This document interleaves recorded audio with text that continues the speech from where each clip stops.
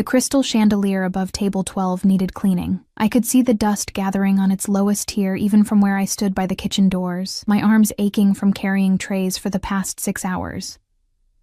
The scent of expensive cologne and aged wine mingled with the sharp tang of lemon from the polishing cloth tucked in my apron pocket. My feet screamed inside my cheap ballet flats, the ones I'd resoled myself because buying new ones meant choosing between shoes and groceries. Giovanni's was the kind of restaurant where Silicon Valley executives brought their mistresses and old money families celebrated in hushed, refined tones. I was invisible here. Just another server in black slacks and a white button-down, weaving between tables with practiced efficiency, my face a mask of professional pleasantness that hid the exhaustion threatening to pull me under. Table 7 needs water, Marcus hissed as he passed me, his arms loaded with dirty plates. And 12 just sat down, VIP section. I nodded, grabbing a pitcher of sparkling water, my reflection wavering in its glass surface. 26 years old, and I looked 40. Dark circles I couldn't afford to conceal properly. Hair pulled back so tightly my temples throbbed. This was what 3 jobs and a mountain of my mother's medical bills looked like. The VIP section occupied the back corner of Giovanni's, separated from the main dining area by frosted glass panels, etched with grapevines. I'd worked here 8 months, and had only entered that space twice. Both times my hands had trembled so badly, I'd nearly dropped a bottle of wine that cost more than my rent. I pushed through the glass door, and the temperature seemed to drop 10 degrees. 4 men sat at table 12. 3 of them wore dark suits that probably cost more than my car, if I still had a car. They sat with their backs to the walls, eyes constantly moving, scanning, security. I'd seen enough movies to recognize the type, but it was the 4th man who made my breath catch somewhere between my lungs and my throat. He sat facing the entrance, positioned so he could see every exit, every entrance, every vulnerable point in the room. Silver hair swept back from a face that couldn't decide whether it belonged to a Roman senator or a Renaissance painting, maybe 60. Maybe older. It was impossible to tell. Age had carved him into something more rather than less. Sharp cheekbones, a jaw that could cut glass, eyes the color of smoke and steel that tracked my approach with predatory precision. His suit was black, perfectly tailored, with a charcoal shirt underneath and no tie. A watch that glinted platinum caught the light as he lifted a hand, just slightly, barely a movement at all, and the 3 other men went silent. The scent reached me before I reached the table. Cedar and gunpowder, expensive tobacco and something darker, something that made my hindbrain scream warnings my body was too tired to heed. "Good evening, gentlemen." My voice came out steady. Years of customer service had taught me how to lie with tone. "Can I start you off with something to drink?" The 3 security types ordered without looking at me. Scotch, neat, bourbon, rocks, sparkling water with lime, but he said nothing. Just watched me with those storm cloud eyes, his gaze moving across my face like he was reading something written there in a language only he understood. "And for you, sir," I forced myself to meet his eyes. Forced myself not to look away, even though everything in me wanted to drop my gaze, to submit to whatever silent demand radiated from him like heat from asphalt in summer. "What's your name?" His voice was gravel and silk, accented, Italian, but smoothed by years of English until it became something uniquely his own. "Lily, sir." I shifted the water pitcher to my other hand, my fingers cramping. "What would you like to drink, Lily?" He said it like he was tasting it, testing how it felt in his mouth. "You've been on your feet too long. Your left ankle. You're favoring it." Ice skated down my spine. I'd turned my ankle 4 hours ago, stumbling over a chair some tech bro had pushed back without looking. I'd been so careful not to limp. "I'm fine, sir. What can I—" "Sit down." It wasn't loud, wasn't harsh, but the command in those 2 words hit me like a physical force. The 3 other men shifted, watching, waiting. I can't. I'm working and— "Sit. Down." He pulled out the chair beside him, not across from him, beside him, his movements economical and controlled. "Your manager won't object. He was right, and we both knew it. Men like this didn't get told no, not at Giovanni's, not anywhere." I could already see Marco, the floor manager, watching through the frosted glass, his expression carefully neutral. Whatever this man wanted, Marco would make sure he got it. My legs folded before my brain fully processed the decision. I sat, the chair still warm from whoever had occupied it before, and set the water pitcher on the table with a hand that had started to shake. Up close, he was devastating. A scar cut through his left eyebrow, pale and old. His hands rested on the table, broad and scarred across the knuckles, a heavy signet ring on his right index finger engraved with a symbol I couldn't quite make out. "How much do you owe?" he asked. The question punched the air from my lungs. "Excuse me?" "Medical bills." "I assume that's what has you working yourself to death across 3 jobs." He lifted one hand, and one of the security men immediately produced a phone, which he slid across the table. "You have the look of someone drowning. How much?" My mouth opened, closed. Heat flooded my face, shame and anger mixing into something toxic. "That's none of your business, and I need to—" $347,000. His eyes never left mine. "Your mother. Stage 4. The experimental treatment that insurance won't cover." The world tilted sideways. The chandelier above us swayed. Or maybe that was just my vision going dark at the edges. "How do you—" "I make it my business to know things." He leaned back, and the movement made him seem larger somehow, like he took up more space than physics should allow. "You're going to lose her. The treatment won't work. It's too late." "Stop." The word came out broken. "You have no right, but you'll spend every cent you have, and every cent you'll ever make trying anyway, because that's who you are. That's what you do." Something flickered in those gray eyes. Not pity. Something else. Something that made my skin feel too tight. "I'm going to make you an offer, Lily. I don't want—" "Your mother's bills. Paid in full. The best hospice care money can buy for whatever time she has left. Enough money left over to let you stop killing yourself like this." He paused. "In exchange, you have dinner with me. Here. Tomorrow night. 7 o'clock. The words didn't make sense. Couldn't make sense. I laughed. A sharp, slightly hysterical sound that made the security men tense. "That's insane. You're insane. I don't even know you, and you're offering me, what, $300,000 for a dinner date?"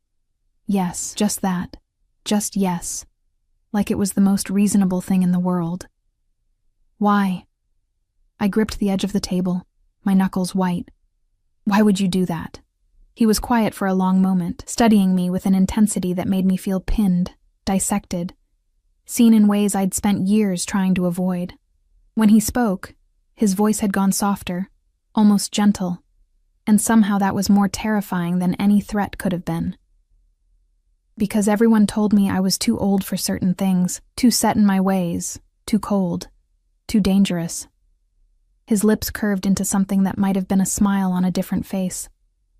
"And because you're the first person in 20 years who looked me in the eye without fear or calculation.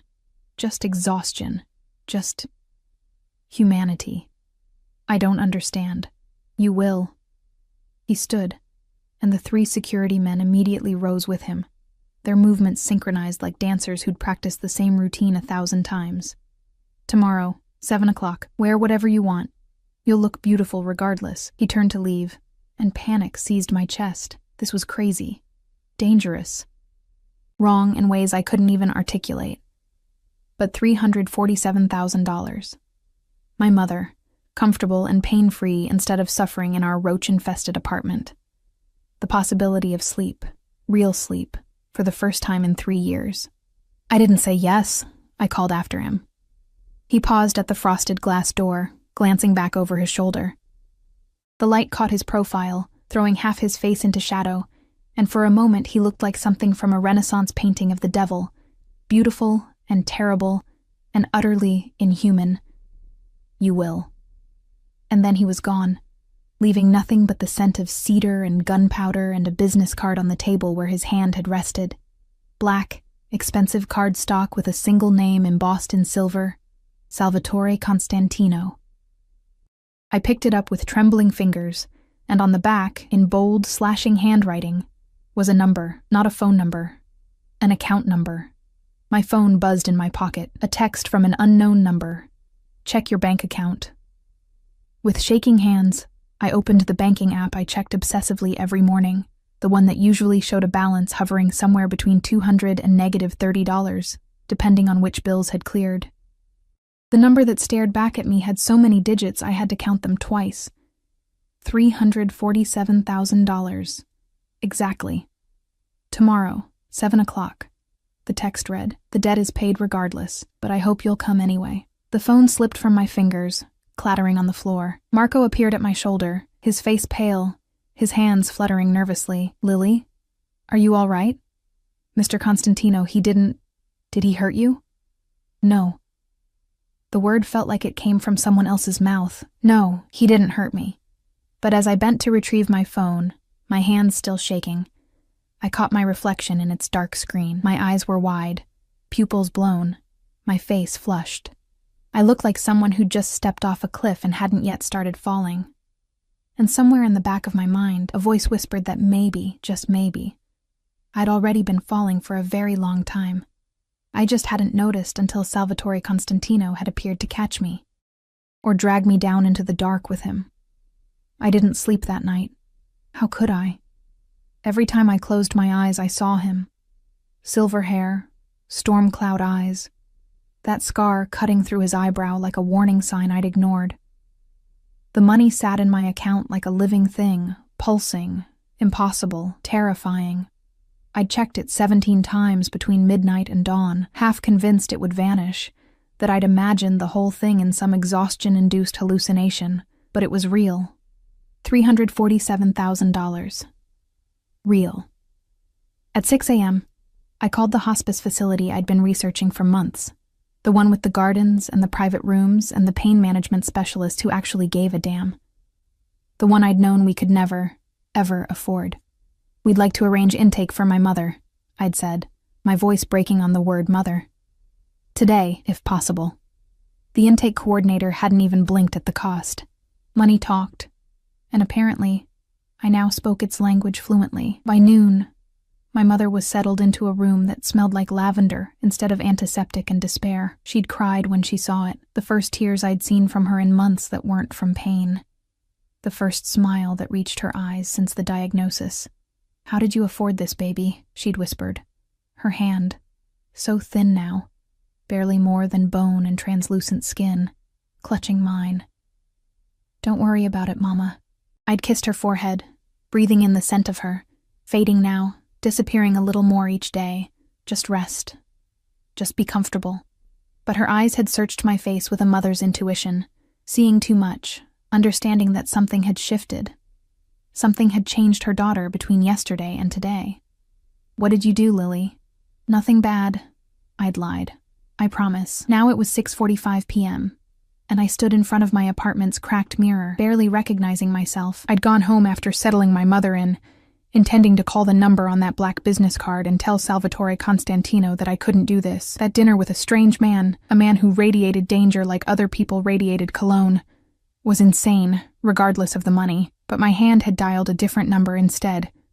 My friend Rachel, who worked at a high-end boutique and owed me 36 favors. "I need a dress," I'd told her. "Something appropriate for, I don't even know. Dinner with someone important." Rachel hadn't asked questions, bless her, just told me to come by. An hour later, I'd walked out with a dress I could never have afforded in 1,000 years, Rachel refusing payment with a knowing look that said we'd talk about this later. The dress was midnight blue, almost black in certain lights. It hugged my body in ways that made me feel exposed and powerful simultaneously. The neckline was modest, the hem just above my knees, but something about the cut, the fabric, the way it moved when I moved, made me feel like a different person. I'd left my hair down for the first time in months, dark waves falling past my shoulders. Minimal makeup. I'd never learned to do much more than mascara and lip gloss anyway. Small silver earrings my mother had given me for my 21st birthday. In the mirror, a stranger stared back at me. Someone who looked like she belonged in Giovanni's VIP section. Someone who looked like she could sit across from a man like Salvatore Constantino without shattering into 1,000 pieces. The illusion was paper thin, but maybe it would hold for one night. My phone buzzed. A text from the same unknown number. A car is waiting downstairs. I grabbed my purse, a borrowed clutch from Rachel, and headed down the 4 flights of stairs from my apartment, my heels clicking against cracked linoleum. The building smelled like old cooking oil and mildew, the hallway lights flickering with their usual unreliability. Outside, parked in front of my building like a sleek black shark among minnows, sat a Mercedes. Not just any Mercedes, an S-Class with windows tinted so dark they looked like solid obsidian. A man in a black suit stood beside the rear door, his stance screaming security, his eyes hidden behind dark sunglasses despite the evening hour. He opened the door as I approached, his expression carefully neutral. "Miss Lily, Mr. Constantino is waiting." The interior smelled like leather and that same cedar scent I remembered from the night before. The seats were butter soft, the kind of luxury I'd only ever seen in movies. As the door closed behind me with a heavy final click, I realized with a jolt of adrenaline that I was alone. Salvatore sat in the far corner of the back seat, separated from me by perhaps 2 feet of space that felt simultaneously too much and not nearly enough. He wore another suit, charcoal this time, with a black shirt that made his silver hair seem to glow in the dim interior light. Those gray eyes tracked over me, slow and deliberate, missing nothing. Heat crawled up my neck, my chest, my face. "You came," he said finally, his voice carrying a note of something that might have been surprise on a more expressive man. "You paid my mother's bills." I clutched my purse in my lap, knuckles white. "I keep my word. Most people would have taken the money and disappeared." The car pulled smoothly into traffic, the driver invisible behind a privacy partition of dark glass. "Run, change their number, moved." "I'm not most people. No." His lips curved into that almost smile again. "You're not." Silence settled between us, heavy with unasked questions. The car glided through the city, past buildings I recognized and then past ones I didn't, into neighborhoods where the streets were cleaner, the cars more expensive, the people more carefully polished. "Where are we going?" I finally asked. When the silence had stretched so long it felt like a physical presence, somewhere private. He shifted slightly, and I became hyper-aware of how close he was, how the scent of cedar seemed to wrap around me like smoke. Giovanni's is too public, too many eyes, too many ears. Fear spiked through my chest, sharp and sudden. "I thought we were having dinner." "We are." He must have seen something in my face because he added more gently, "I'm not going to hurt you, Lily. You have my word. The word of a man I don't even know." But even as I said it, I realized I was assessing him differently now. The security detail, the expensive car, the way the manager at Giovanni's had practically trembled when Salvatore walked in. The fact that he'd known my mother's medical bills down to the dollar. "You know who I am," I said slowly. "But I don't know who you are, not really. The name on the card, Salvatore Constantino, it sounds familiar, but I can't place it." "Good." He reached into his jacket pocket, and every muscle in my body tensed until he withdrew only a phone. "It means you don't spend your time reading crime reports or following organized crime coverage. Organized crime." The words hit me like ice water. "You're many things." He pocketed the phone again. "But primarily, I'm a businessman who operates in spaces where the law becomes flexible. A criminal. That's one word for it. No denial. No justification. Just calm acceptance of what he was. I should have asked the driver to stop. Should have demanded to be let out. Should have run screaming from this car and this man and the dark current of danger that swirled around him like an undertow. Instead, I heard myself ask, "Why me?" The car turned down a tree-lined street, where mansions sat behind iron gates and stone walls. Salvatore was quiet for so long I thought he wouldn't answer. When he finally spoke, his voice had gone lower, rougher, like the words were being pulled from somewhere deep. "I'm 62 years old, Lily. I've built an empire on blood and fear and the kind of brutality most people can't imagine. I've done things that would make you sick if you knew. Things I can't undo. Things I wouldn't undo, even if I could." He turned to face me fully, and the intensity in his eyes made my breath catch. "Everyone. My associates, my enemies, even my own family. They all said I was too old for certain things. Too cold. Too far gone. that I'd traded whatever humanity I had left for power decades ago. His hand lifted, and I went very still as his fingers brushed a strand of hair back from my face. The touch was gentle, reverent, completely at odds with everything he'd just said. And then you looked at me like I was just a man. Tired. Human. Not a monster or a myth or a means to an end. A man. I didn't know who you were. Exactly. His hand dropped away, but I could still feel the ghost of his touch against my skin. Do you understand what that's worth? To be seen as human by someone who has no reason to pretend. The car pulled through a gate that opened automatically, revealing a driveway that curved through manicured gardens toward a house that belonged on magazine covers. Modern architecture mixed with old-world elegance, stone and glass and soaring spaces lit from within like a jewel box. "This is your home?" I breathed. "One of them." The car stopped beneath a portico, and immediately the door opened. Not the driver this time, but another security man, this one older, with silver threading through his dark hair and eyes that assessed me like a threat, before dismissing me just as quickly. Salvatore exited first, then extended his hand to help me out. I hesitated only a moment before taking it. His palm was warm, calloused, his grip firm enough to steady me, but gentle enough to let me pull away if I wanted. I didn't want to. The realization should have terrified me. Instead, it settled into my chest like something that had always been there, just waiting for me to notice. Inside, the house was breathtaking. Marble floors reflected light from crystal chandeliers. Art that looked like it belonged in museums hung on walls painted in rich, warm tones. A staircase curved upward to a second floor, and through an archway I could see what looked like a formal dining room, but Salvatore led me past all of it, down a hallway lined with photographs I didn't have time to examine, to a room at the back of the house. Floor-to-ceiling windows overlooked gardens lit with soft golden lights. A table had been set for two, white linens, crystal glasses, silver that gleamed like moonlight. Candles flickered in the center, their flames dancing in a breeze I couldn't feel. "It's beautiful," I whispered. "Sit." He pulled out a chair, and I sat, feeling like I'd stepped into some fairy tale. The kind where the beautiful castle belonged to a beast. Dinner appeared as if by magic, staff who materialized and vanished like ghosts, leaving behind courses that smelled like heaven and probably cost more than I used to make in a week. Salvatore ate slowly, precisely, his table manners impeccable. We talked. About nothing. About everything.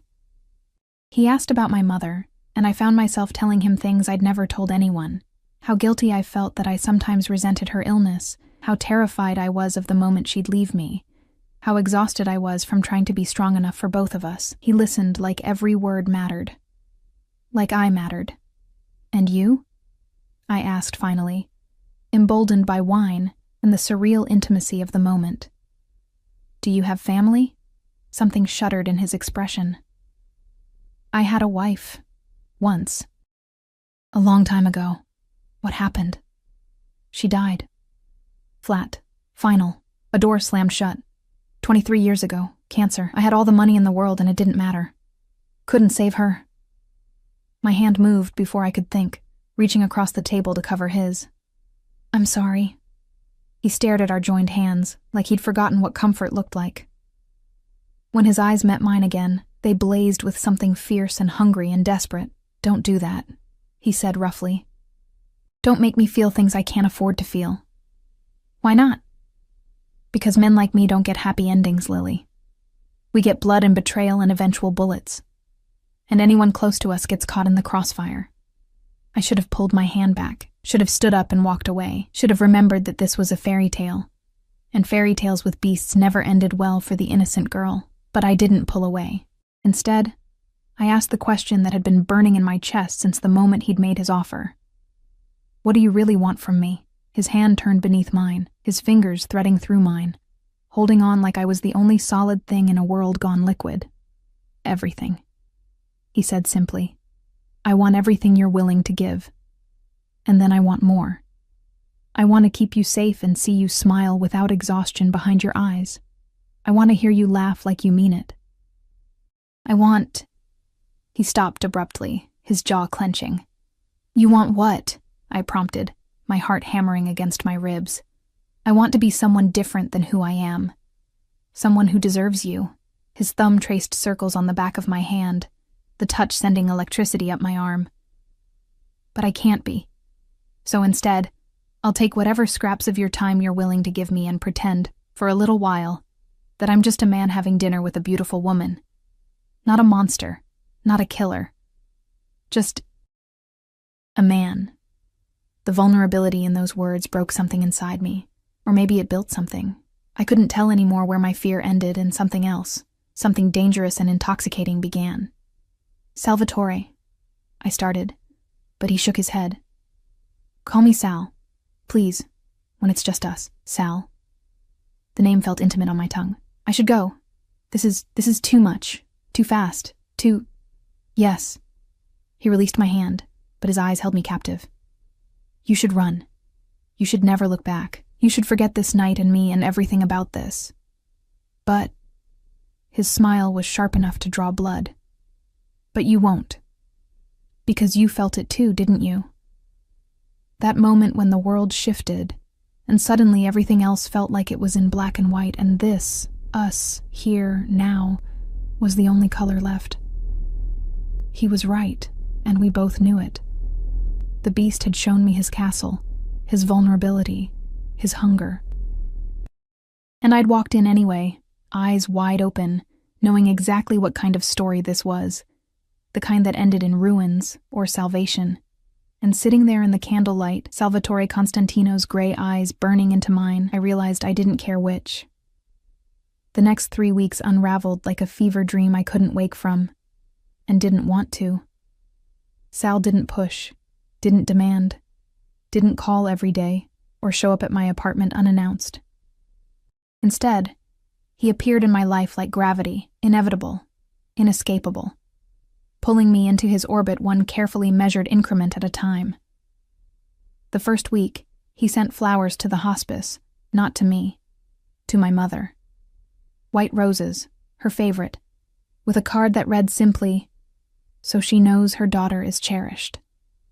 My mother had held that card for an hour, her thin fingers trembling, her eyes searching my face with questions I couldn't answer. "He must be very special," she'd whispered.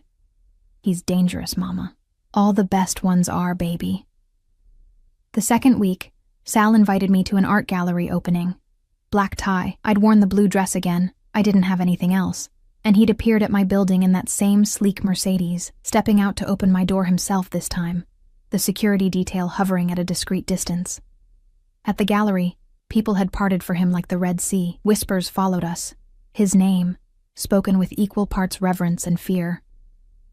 Important men in expensive suits had approached to pay their respects, their eyes sliding over me with curiosity and calculation. Women in diamonds had watched him with hunger thinly veiled as sophistication, but his hand had stayed at the small of my back all night, possessive and warm, anchoring me to his side like I belonged there.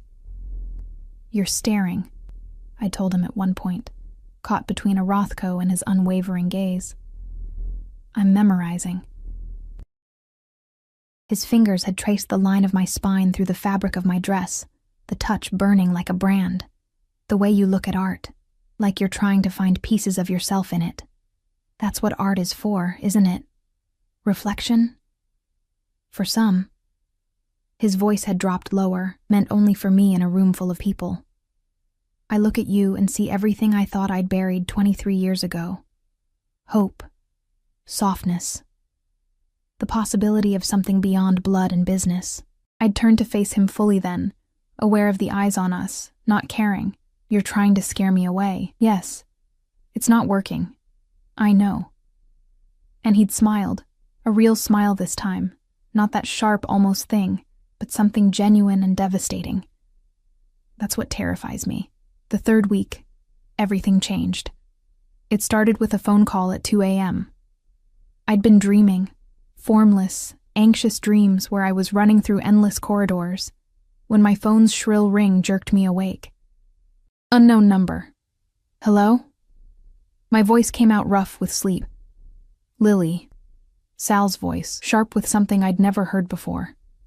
Urgency. Fear, maybe. I need you to listen very carefully. In exactly 3 minutes, 2 of my men will knock on your door. You're going to go with them. Don't pack anything. Don't ask questions. Just go." Ice flooded my veins. What's happening? Someone found out about you. A pause, filled with the sound of movement, voices in the background. Someone who wants to hurt me is going to try to hurt you instead. The men will take you somewhere safe. Don't fight them. Don't run. Just trust me. Sal, do you trust me, Lily? Did I? This man I'd known less than a month, this criminal who'd bought his way into my life with blood money and beautiful lies, this beast who looked at me like I was something precious instead of convenient. Yes, I whispered, and meant it. Good. Go. Now I'll find you when it's safe. The line went exactly dead. 3 minutes later, the knock came. 2 men I'd never seen before, both wearing the same dark suits, the same carefully neutral expressions. One was younger, maybe 30, with a scar running from his ear to his jaw. The other was older, built like a tank, with kind eyes that didn't match his profession. "Miss Lily," the older one said, "we need to leave. Now." I grabbed my phone, slipped my feet into sneakers, and followed them out in my pajamas, an old college t-shirt and flannel pants. The building was silent, dark, everyone asleep as we descended the stairs and slipped out a back exit I hadn't known existed. A different car waited, still black, still expensive, but an SUV this time with bulletproof glass so thick I could see the layers when the dome light caught it just right. We drove for hours, out of the city, into suburbs, then into countryside I didn't recognize. No one spoke. The younger man drove with precision that spoke of military training. The older one sat in the back seat with me, his hand resting casually near a gun I could see outlined beneath his jacket. Dawn was breaking when we pulled up to a house hidden behind trees and a gate that looked like it could withstand a tank assault. Modern, angular, all glass and steel perched on a hillside overlooking nothing but forest. Inside, the house was sparse but expensive. Minimalist furniture. Security monitors in every room showing feeds from dozens of cameras. A safe room with a door thick enough to survive a bomb. "You'll stay here," the older man said, his voice surprisingly gentle. "We'll be outside. You need anything, you press this." He handed me a small device, like a car key fob. "One button. We come running." "How long?" My voice sounded small in the cavernous space. "Until Mr. Constantino says it's safe." They left me alone then, and I stood in the middle of a living room that cost more than most houses, wearing pajamas and yesterday's fear, and tried not to fall apart. My phone buzzed. A text from Sal. "I'm sorry. I'll explain everything. You're safe there. My best men are with you." I wanted to throw the phone, wanted to scream, wanted to demand answers. Instead, I texted back, "I'm scared." The reply came immediately, "I know. So am I. But I won't let anyone hurt you. I'd burn the world down first." And somehow, impossibly, I believed him. 2 days passed. I explored the safe house like a prisoner exploring her cell. Beautiful, comfortable, utterly confining. The security men changed shifts but never spoke beyond the necessities. Food appeared. Good food. The kind Sal knew I liked. Someone had packed clothes in my size. Toiletries. Everything I might need. Everything except freedom. Everything except answers. On the 3rd day, Sal came. I heard the cars first. Multiple engines, the crunch of tires on gravel, then voices, sharp and urgent. I moved to the window and saw him striding toward the house, his silver hair catching the afternoon light, his face a mask of controlled fury. He looked like he hadn't slept, like he'd aged a decade in 3 days. The door opened, and he was there, filling the space, his eyes finding me immediately and doing a sweep that cataloged every inch of me, checking for damage, for fear, for anything wrong. "You're okay," he said. And it wasn't a question. Am I?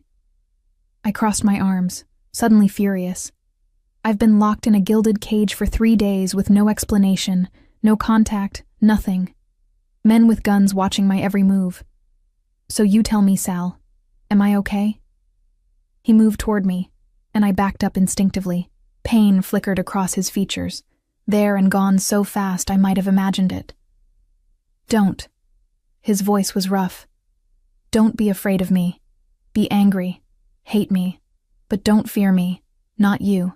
Then tell me what's happening. Tell me why I'm here. He exhaled slowly, running a hand through his hair, the first uncontrolled gesture I'd ever seen from him. There's a man. Dmitry Volkov. Russian. He and I have been competing for territory, business, power, the usual dance. And he found out about you. Saw us together at the gallery, had people following you, watching the hospice, learning your routines. His hands clenched into fists. He sent me a message. Said he'd take from me what I clearly valued. Said you'd pay for my ambitions. Cold washed through me. So you hid me away. I protected you. He closed the distance between us in 2 strides, his hands gripping my shoulders, his face inches from mine. Do you understand what these people are capable of? What they'd do to hurt me? I've seen women tortured, dismembered, returned to their lovers in pieces as a warning. I cannot let that happen to you. So what now? I live in hiding forever? You built me a prettier cage, but it's still a cage, Sal. No. His grip tightened. Now I end this. Now I make sure Dmitry Volkov understands what happens when you threaten what's mine. The possessiveness in those words should have frightened me. Instead, heat pooled low in my stomach, dangerous and intoxicating. I'm not yours, I said, but the words came out breathless. Aren't you? His hand slid up to cup my face, his thumb tracing my cheekbone. Tell me you haven't thought about me every day. Tell me you don't feel this thing between us, this pull. Tell me when you close your eyes at night. You don't imagine what it would be like if I touched you. Really touched you. I couldn't. Because he was right.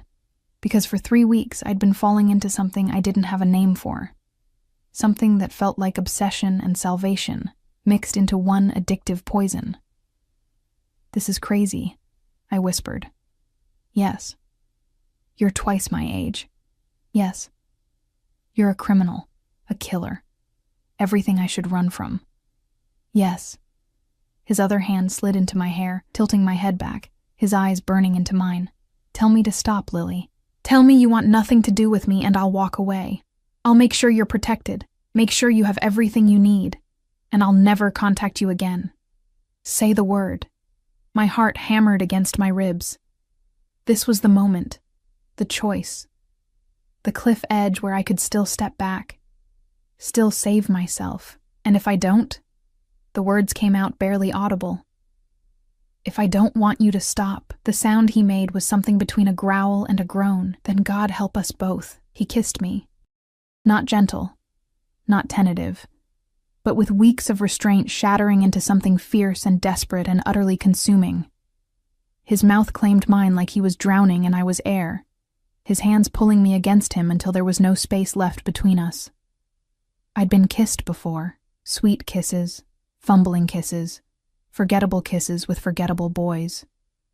This was something else entirely. This was fire and possession, and a hunger that threatened to devour us both. His tongue swept into my mouth, tasting, claiming, and I met him with equal desperation, my hands fisting in his shirt, pulling him closer, needing more. When we finally broke apart, both breathing hard, his forehead rested against mine. You should have told me to stop, he said roughly. I know. This won't be easy. Being with me means danger, means looking over your shoulder, means trusting men with guns to keep you safe because I've made enemies who'd use you to destroy me. I know. I'm selfish enough to keep you anyway. His hands framed my face, his thumbs stroking my cheeks. I'm selfish enough to lock you away where nothing can touch you, and pretend that's love instead of obsession. And if I'm selfish enough to want to be kept? I met his eyes, seeing my own recklessness reflected there. What then? His smile was sharp and dark and full of promise. Then I'll give you everything. Every dark, damaged, dangerous piece of me. And I'll take everything you offer in return until we can't tell where you end and I begin. Sal...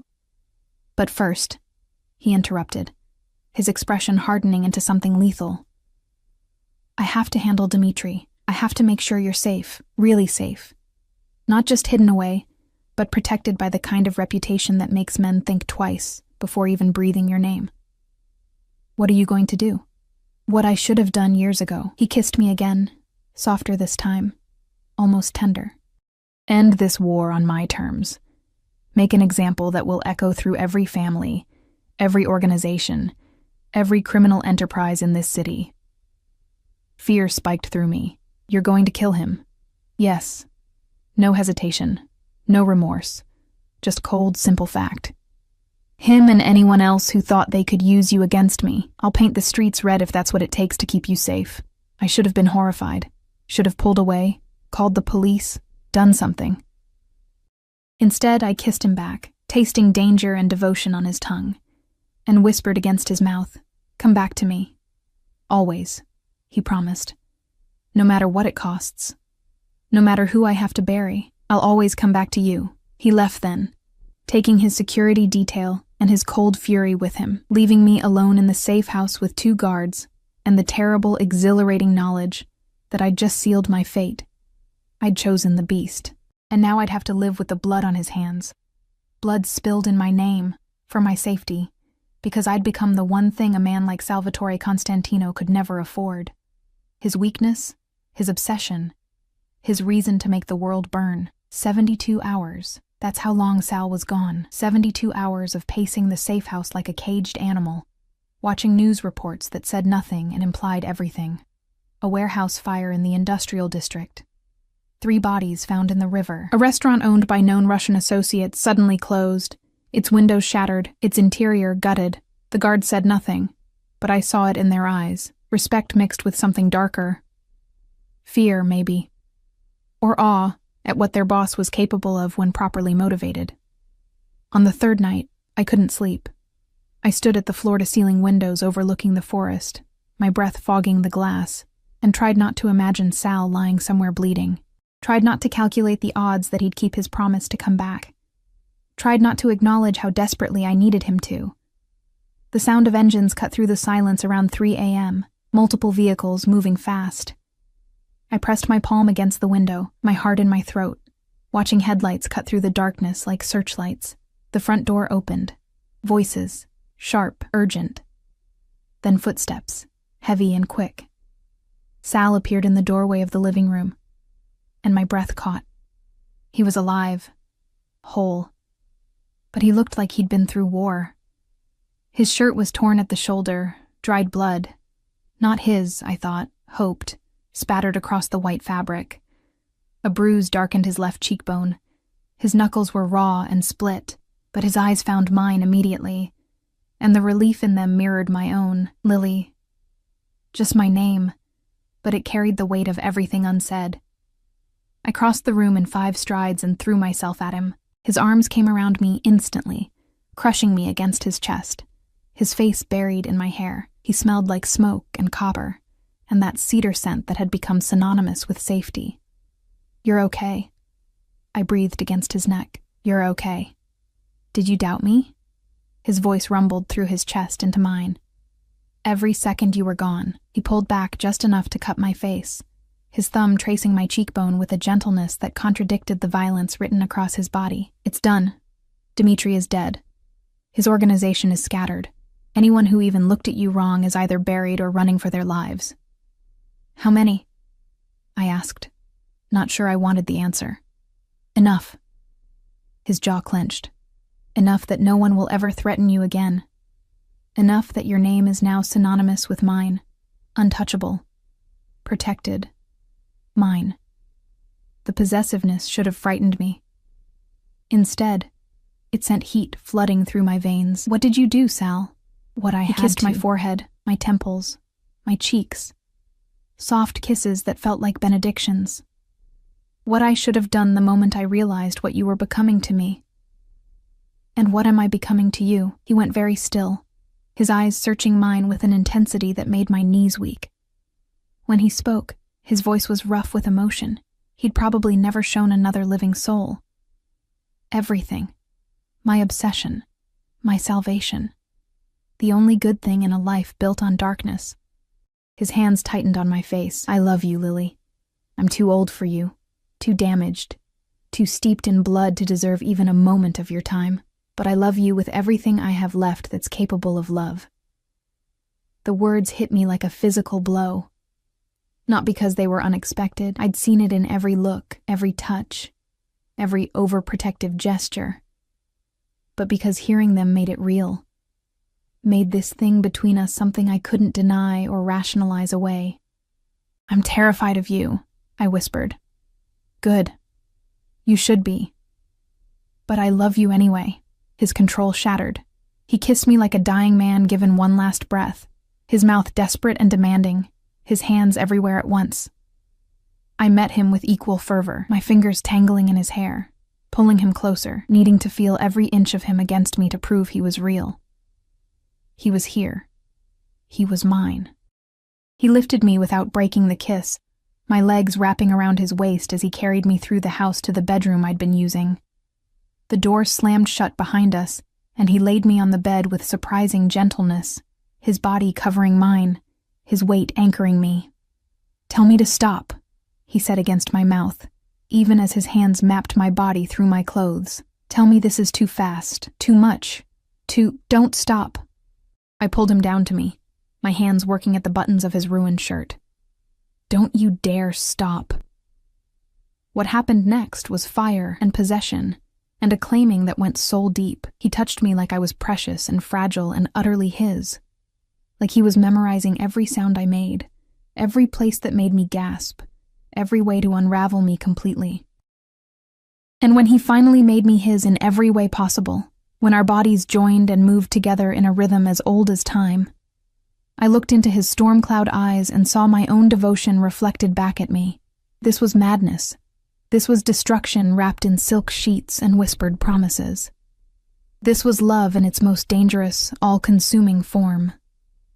Afterward, we lay tangled together, my head on his chest, his fingers tracing lazy patterns on my bare shoulder. The first hints of dawn painted the sky outside the windows. "What happens now?" I asked quietly. "Now?" He pressed a kiss to my hair. "Now I take you home. Not to your apartment. That's not safe anymore. To my home. Our home.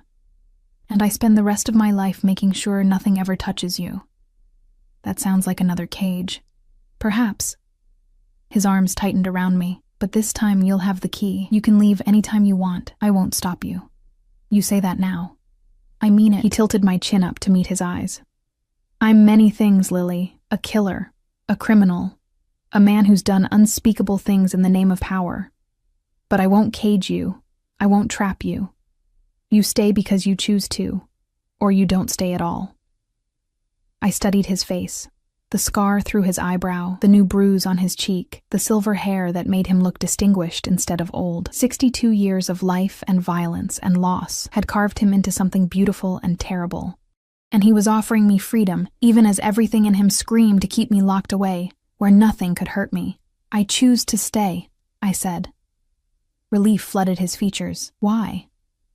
"Because you're the first person in 3 years who's made me feel like something other than a burden or a servant or a daughter watching her mother die. Because when you look at me, I feel seen. Really seen." I touched his face, feeling the stubble scratch against my palm. "And because I've never felt safer than when I'm with the most dangerous man I've ever met. You're insane. Probably." I smiled against his chest. "But so are you for wanting me. They said I was too old for love." His voice carried a note of wonder. "Said I was too cold, too far gone, too much of a monster to feel anything real. What do you say?" He rolled us over until I was beneath him, his body sheltering mine, his eyes blazing with everything he felt. "I say they were wrong. I say I was just waiting for someone brave enough, or foolish enough, to see past the monster to the man underneath.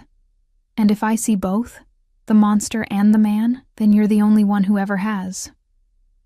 He kissed me slowly, thoroughly, until I was breathless and aching. "And I'll spend every day proving I'm worth the risk you're taking." We left the safe house the next morning. The drive back to the city was different this time. Sal sat close, his hand never leaving mine, his thumb stroking circles on my palm. The security detail had doubled. 2 cars ahead of us, 2 behind, all of them filled with armed men whose job was now to protect me as fiercely as they protected him. "I need to see my mother," I said as we entered the city limits. "Of course." He lifted my hand to his lips. "We'll go now." "And Lily?" "She's been moved to the best hospice facility on the East Coast. Better doctors, better care. Whatever time she has left, she'll be comfortable." Tears pricked my eyes. "You didn't have to." "Yes, I did. She's your mother. That makes her family. And I protect what's mine." The hospice was nothing like the first one. This was a sprawling estate with gardens and fountains and rooms that looked more like luxury hotel suites than medical facilities. My mother sat in a wheelchair by a window overlooking a rose garden, looking more peaceful than I'd seen her in months. She turned when we entered, and her eyes went straight to Sal, to our joined hands, to the way he stood beside me like a sentinel. "So you're the one," she said, her voice weak but clear. "I am." Sal moved forward, and to my shock, he knelt beside her wheelchair so they were eye level. "Mrs. Morrison, I'm Salvatore Constantino. I know who you are." She studied him with a mother's keen eye. "I may be dying, but I still read the news, still hear the whispers. Then you know what I am. I know what you do." She touched his face with her thin hand, the gesture so unexpected that Sal went completely still. "But I also know what you've done for my daughter. The bills you paid, the burden you lifted, the way you look at her like she hung the moon." "She did," Sal said simply. My mother's eyes filled with tears. "You love her more than my own life, and you'll protect her, even from yourself if necessary?" He didn't hesitate. "Always." She nodded slowly, then looked at me. "Come here, baby." I knelt beside Sal, and my mother took both our hands, placing mine in his. "I don't have much time left," she said. "Maybe weeks, maybe days. But I need to know before I go that you'll be okay, that you'll have someone." "Mama, don't... Let me finish." She squeezed our joined hands. "I see how you look at him, Lily, like he's your gravity, your anchor. And I see how he looks at you, like you're his redemption." She turned to Sal. Promise me you'll take care of her when I'm gone. That you'll love her even when she's difficult, even when she's grieving, even when she pushes you away." "I promise," Sal said, his voice rough with emotion. "On my life, on my honor, on everything I am. I promise." My mother smiled, and it was the first truly happy smile I'd seen from her since her diagnosis. "Then I can go in peace." I broke then, sobbing against Sal's shoulder, while he held me and my mother stroked my hair, the three of us bound together in that moment by love and loss, and the strange, impossible path that had brought us here. 3 days later, my mother passed in her sleep, peacefully, without pain, surrounded by flowers and soft music, and the knowledge that her daughter would be cared for. Sal held me through the funeral arrangements, through the service, through the moment when they lowered her into the ground and I thought I might follow her into the earth. He held me through my grief without trying to fix it, without platitudes, just steady and solid and there. And when I finally emerged from the fog of loss 3 weeks later, I found him waiting, not demanding, not pushing, just waiting. "What now?"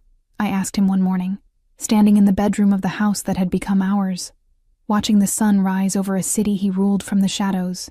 He came up behind me, wrapping his arms around my waist, his chin resting on my shoulder. "Now you heal. Now you live. Now you let me love you the way you deserve to be loved. Fiercely, completely, without reservation." "They'll always talk, you know," I leaned back against him, "about the age difference, about what you are, about how a girl like me ended up with a man like you. Let them talk." His lips brushed my temple. "They said I was too old for love, too cold, too dangerous. But you proved them all wrong. How?" "By being brave enough to see me, by choosing me despite everything you knew, by loving me when everyone said I was incapable of being loved." He turned me to face him, his eyes burning with intensity. "You did what no one else dared, Lily. You made a monster remember what it was to be human." I touched his face, this beautiful, terrible man who'd torn apart his world to keep me safe. You were always human, Sal. You just needed someone to remind you. And now that I remember, his hands framed my face. Now that I know what it's like to love and be loved. Now, I said, rising on my toes to kiss him. You never forget again. 6 months later, I stood in the garden of what had become our home.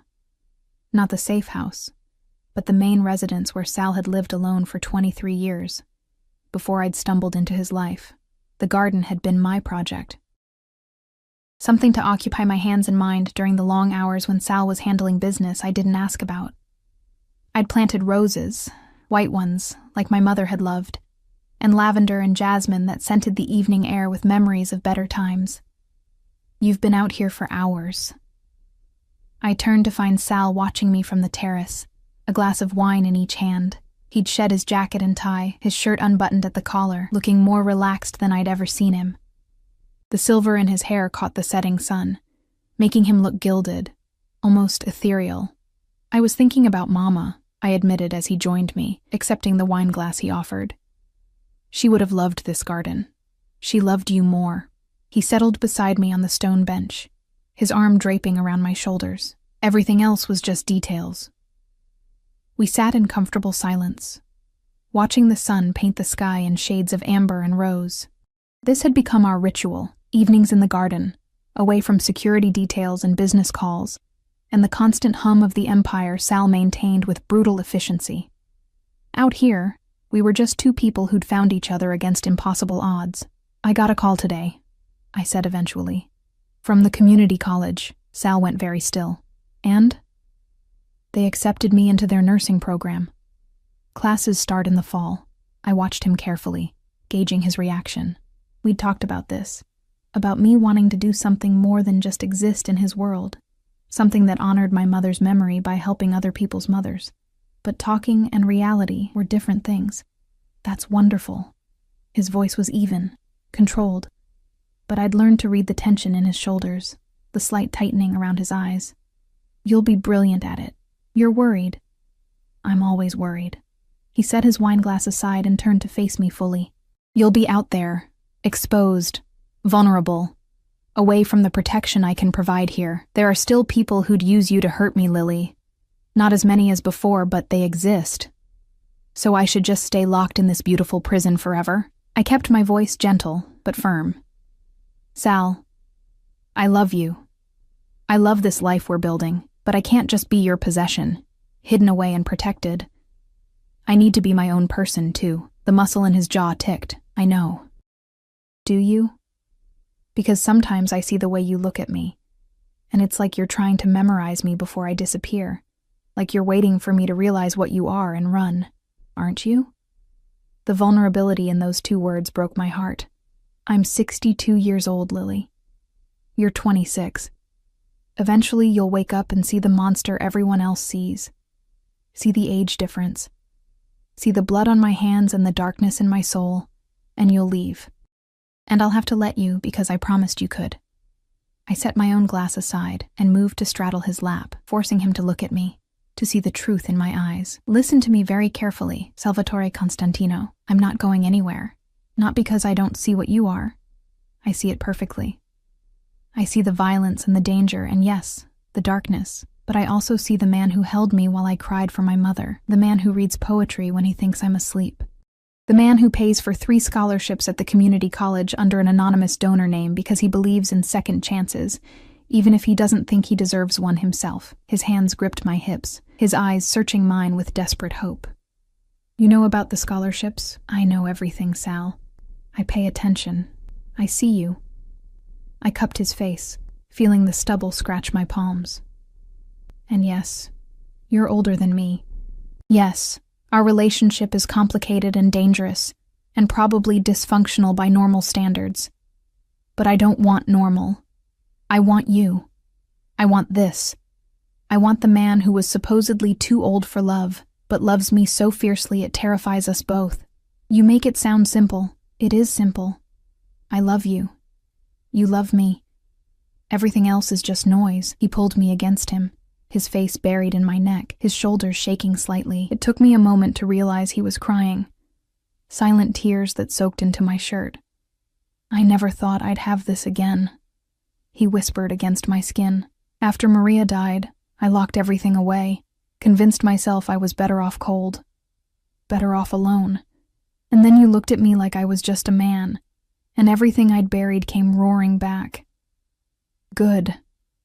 I held him tighter, because that man, the one who feels and loves and hopes, that's the man I fell in love with, not the boss, not the legend, just Sal. He pulled back, his eyes red-rimmed but clear, and kissed me with a tenderness that made my heart ache. Go to nursing school. Chase your dreams. Be your own person. But promise me you'll let me keep you safe. Promise me you'll accept the security detail, the precautions, all of it. 2 guards, I negotiated. Not 10, and they stay outside the classroom. 4 guards. 2 inside, 2 outside. 3, final offer. His lips twitched. You drive a hard bargain. I learned from the best. I kissed him again, softer this time. We'll make this work, Sal. The age difference, the danger, the complicated mess of our lives, we'll figure it out together.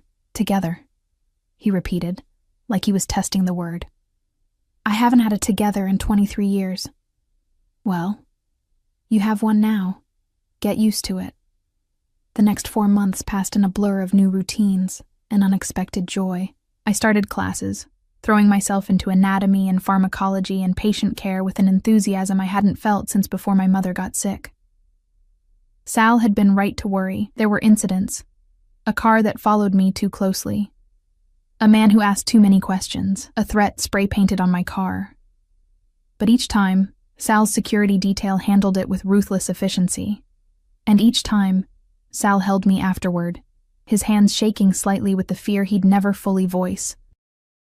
I can't lose you, he'd whisper in the dark. I survived losing Maria because I had nothing left to lose, but you're everything. If something happened to you, there wouldn't be enough of me left to rebuild.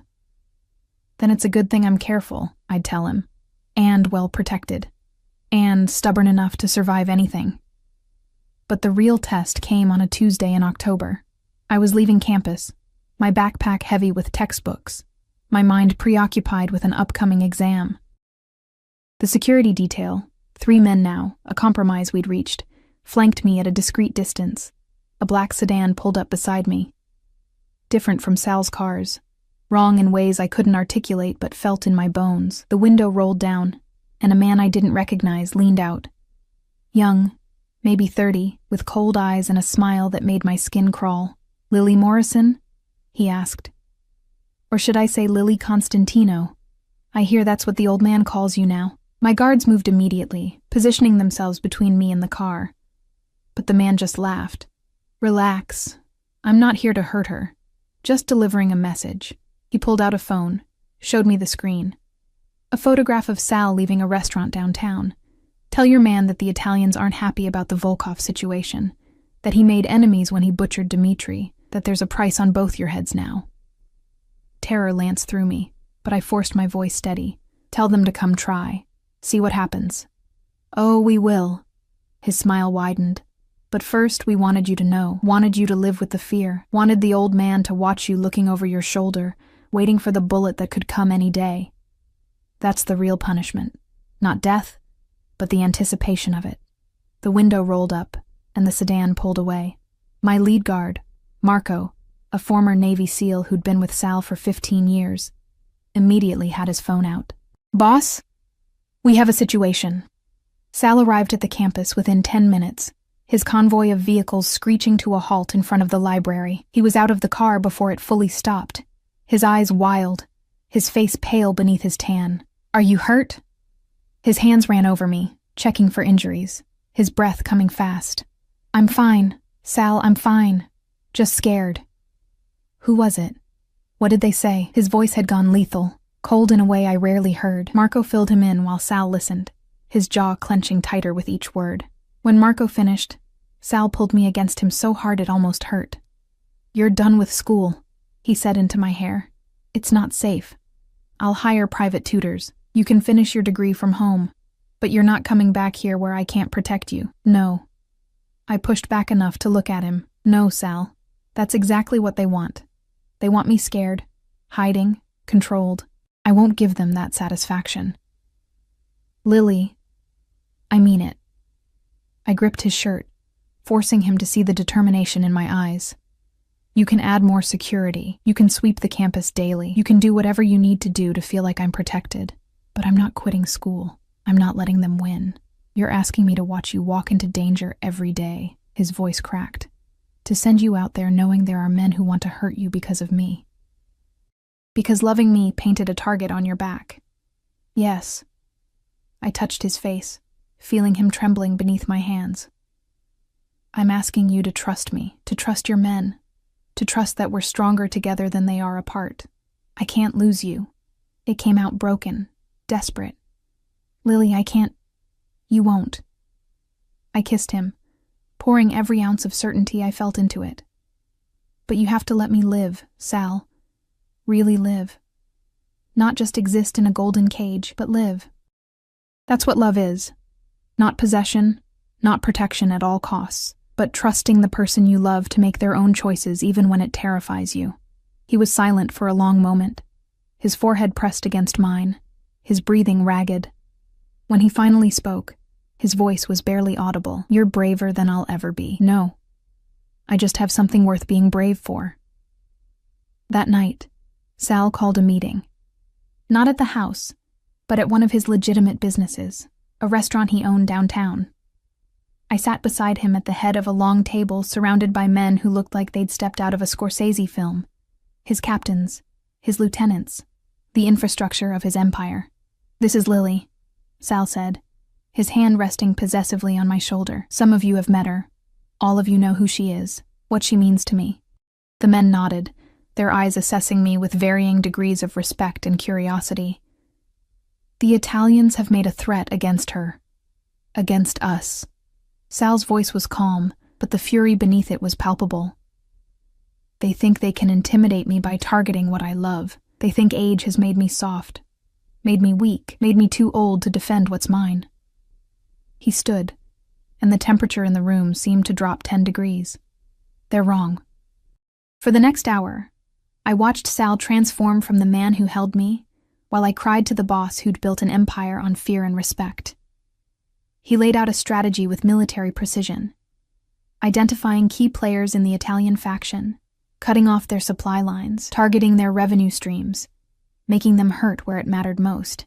We don't start this war, he said finally, but we end it, decisively, brutally, so that a decade from now, people will still whisper about what happens when you threaten Salvatore Constantino's family. The men dispersed with grim purpose, leaving Sal and me alone in the private room.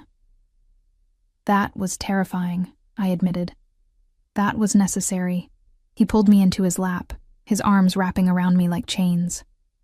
I won't apologize for what I am, Lily, for what I'm capable of. Those men threatened you. They sealed their own fate, I know. And I did. I'd accepted this, all of it, when I'd chosen to love him. Just come back to me when it's over. Whatever you have to do, whoever you have to become to keep us safe, just come back to me. Always. He kissed my temple, my cheek, my lips. I swear it. The war lasted 3 weeks. I didn't see much of Sal during that time. He'd leave before dawn and return after midnight, exhaustion and violence written across every line of his face. But he always came to our bed, always held me, always whispered that it was almost over. And then one night, he came home early. I was in the garden, my refuge during the storm, when I heard his footsteps on the terrace. I turned, and the look on his face made my breath catch. Relief. Pure, overwhelming relief. It's done, he said simply. The threat is neutralized. The Italians have agreed to terms. You're safe. I ran to him, and he caught me, lifting me off my feet, his face buried in my hair. What did you do? I asked, though part of me didn't want to know. What I had to. He set me down gently, his hands framing my face. But it's over now. Really over. The city knows. You're untouchable. Protected. Mine. And anyone who forgets that will pay a price that makes death look merciful. I should have been horrified. Should have run from this man and his casual brutality.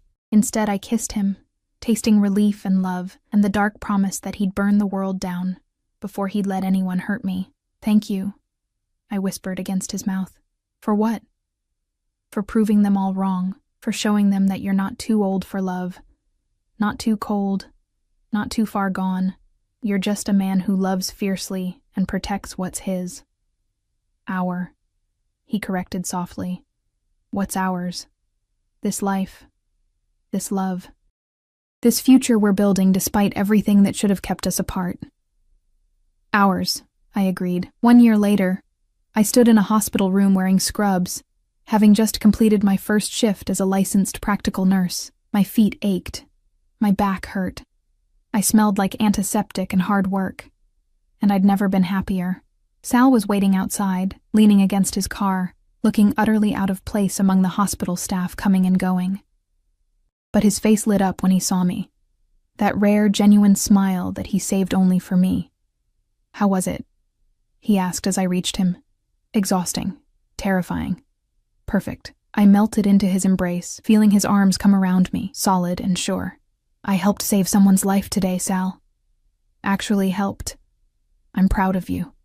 He kissed the top of my head. "More than you'll ever know." We drove home through the city he ruled, and I was learning to navigate on my own terms. The security detail followed at a distance.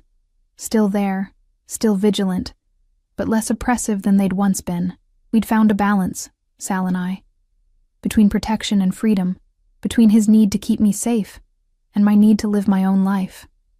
That night, after dinner in the garden and wine on the terrace, Sal took my hand and led me upstairs to our bedroom. But instead of the passion I'd expected, he sat me on the bed and knelt before me, his storm cloud eyes serious. "What are you doing?" I asked, my heart suddenly hammering. From his pocket, he withdrew a small velvet box. "They said I was too old for this, too set in my ways, too damaged to ever be anyone's husband again." Tears pricked my eyes. "Sal, but you did what no one else dared, Lily. You loved me anyway. You saw past the age, the violence, the darkness, and chose me. Every day, you choose me." He opened the box, revealing a ring that caught the lamplight, a sapphire the color of midnight surrounded by diamonds. "So, I'm asking you to choose me one more time. Marry me. Build this life with me. Let me spend whatever years I have left proving that love doesn't have an expiration date." "Yes," the word came out choked with emotion. "Yes, of course, yes." He slid the ring onto my finger with shaking hands, then pulled me down to the floor with him, holding me like I was the only thing keeping him anchored to this world. "I love you," he whispered. "My brave, beautiful girl who dared to love a monster." "You're not a monster," I told him. The same truth I'd repeated 100 times. "You're just a man who loves me, and I'm just a woman who's crazy enough to love you back." "Crazy," he agreed, smiling against my lips. "Definitely crazy, but happy. Deliriously happy." He kissed me, deep and slow and full of promise. "They said I was too old for love, but you proved them wrong, amore mio. You proved them all wrong." And as we lay tangled together in the bedroom that had become ours, the sapphire on my finger catching the moonlight, I thought about the journey that had brought us here. From that first night at Giovanni's to this moment, engaged, in love, building a life that defied every expectation and broke every rule. They'd said he was too old, too cold, too dangerous, too far gone for redemption or love or anything resembling happiness, but I'd done what no one else had dared. I'd looked past all of it and seen just a man. A man who needed love as desperately as he needed air. A man who'd been waiting 23 years for someone brave enough to see him. And in return, he'd given me everything. Safety. Security. A love so fierce and protective it sometimes took my breath away. We were an impossible match, the aging crime boss and the young nurse. The monster and the innocent, the darkness and the light, but we were also simply Sal and Lily. Two people who'd found each other against impossible odds and chosen to build something beautiful from the wreckage of our pasts. They'd said he was too old for love. We'd proven them spectacularly, wonderfully, completely wrong. And in the warmth of his arms, with my future stretched out before me full of possibility and promise, I knew with absolute certainty that I'd do it all again, every dangerous moment, every terrifying choice, every step that had led me to him. Because love, real love, the kind that transforms and redeems and makes monsters remember their humanity, doesn't care about age or appropriateness or what society thinks is acceptable. It just is. And ours would burn bright enough to light the darkness for whatever years we had left together.